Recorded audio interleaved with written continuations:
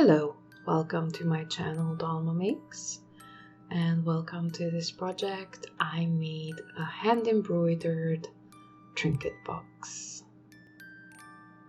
I'm going to start the project with the embroidery part, and the material I used for the base is fake suede, which is not the most ideal material for embroidery, but I really like the texture and the color. So first I'm figuring out the size I can actually embroider on.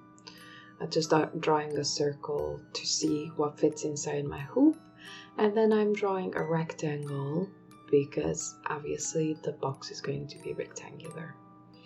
And I'm trying to draw the design right onto the fabric, but it's not really working out. So I decide to switch to this sticky water soluble thing. And I'm just going to draw my design on it. This will stick to the fabric, and I can have a very clear guide for my embroidery project, but then it just melts away like snow in lukewarm water. I'm obviously going for a floral design, but all of the flowers are kind of fictitious, even though inspired by nature. When I'm happy with my design, I peel it off the backing and stick it right on the fabric. And then I bring back my embroidery hoop and make sure I tighten it and stretch it as much as possible, because there will be some sagging as I go. And I'm just trimming off the excess so it's not in the way while I'm handling the hoop. I'm going to start out with the big leaves, and I want to make these two-toned. So I'm going to be using a long and short stitch method, and I'm using 6 strands of cotton thread. So the way to achieve the two-toned on this large leaf is going to be by embroidering the middle part first, and then going in with my lighter color on the outside. I'm going to try and match and blend the two colors together as if it was some sort of natural shading.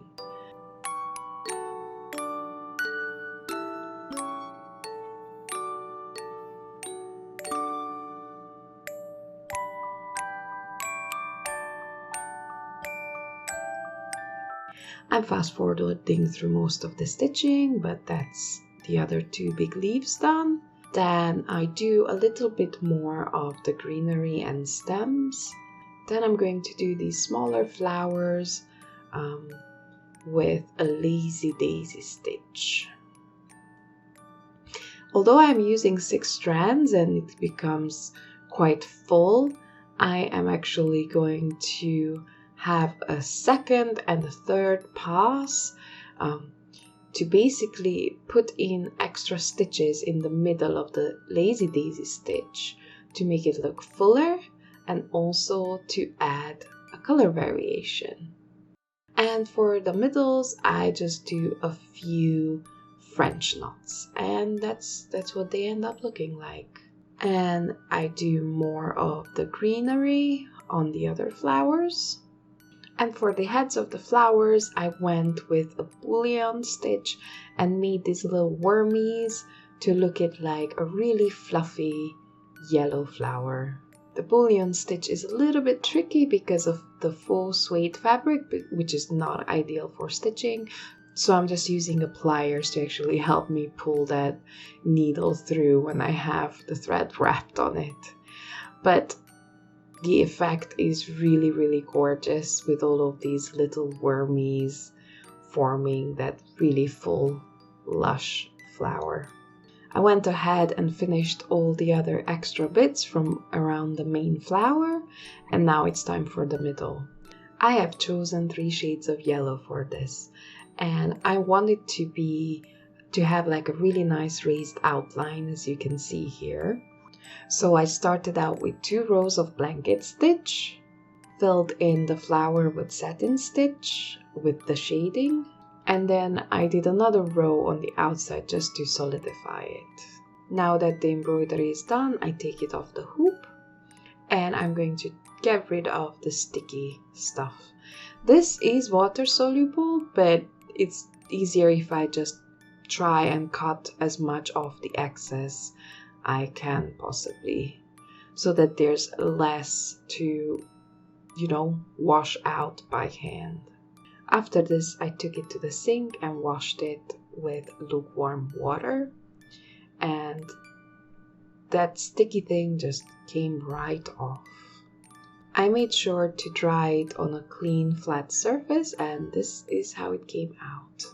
This is of course going to be on the lid of the box. So I got some cardboard and I'm just going to stretch it and hot glue it.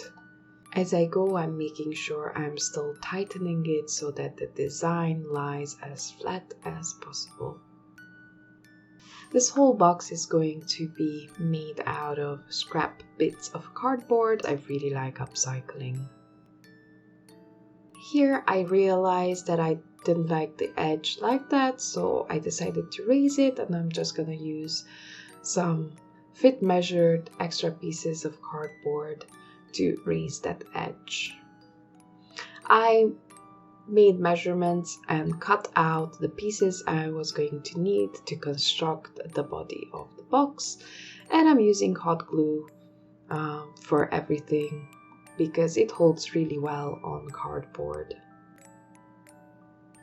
It's just going to be a simple little box with a hinged lid. Obviously, because we're working with corrugated cardboard, I want to hide those holes, and I'm using a good quality masking tape for that, and also to reinforce the corners.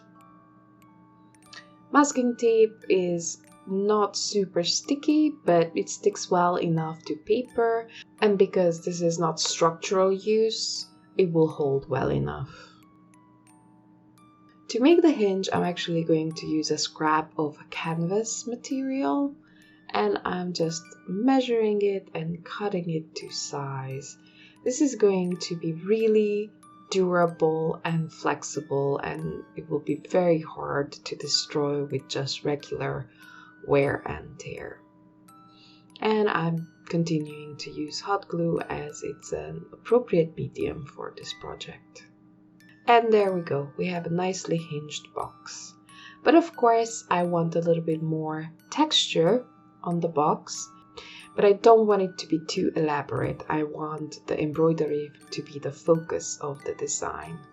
So I've decided to use some factory-made lace ribbon as design elements. I'm going to paint them the same color as the basic box so they won't stand out. It will be just a texture. I'm using some matte medium to glue them down to a piece of cardstock, and I'll put this aside to dry, but I will stick some extra lace ribbons around the box as well. When those strips dried, I'm just going to cut them out with my scissors,